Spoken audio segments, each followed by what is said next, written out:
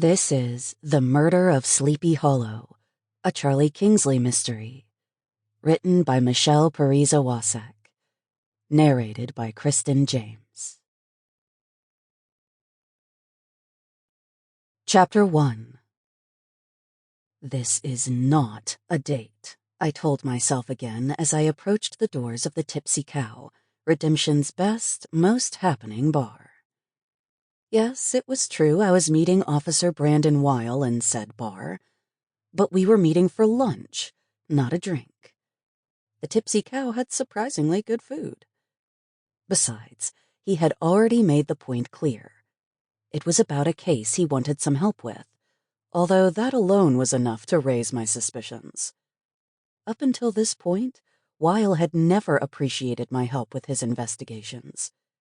He would prefer I focus on my little home-based tea and tincture business and leave the investigating to the professionals. Quite honestly, I wouldn't mind that either. I'd love to concentrate solely on growing the herbs and flowers I used in my teas and on baking and cooking in my big farmhouse kitchen. But as it turned out, I had a bit of a knack for solving cases. And that talent ended up coming in handy for my tea customers, as some of them had a knack for finding trouble. Usually, Weil begrudgingly accepted my help, mostly because he knew once I got involved, there wasn't much he could say to talk me out of it. But we also had a clear understanding that I'd keep him in the loop.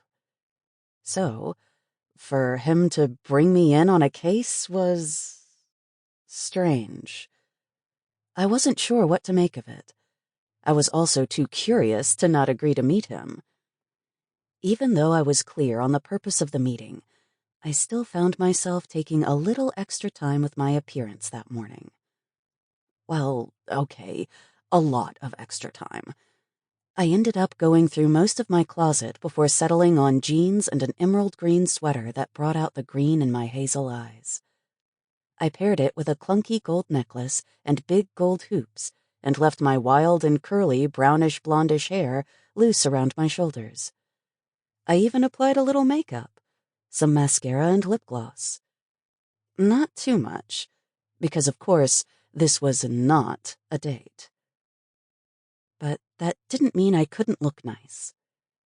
I also wore my jean jacket, as it was fall in Wisconsin, so it was nippy.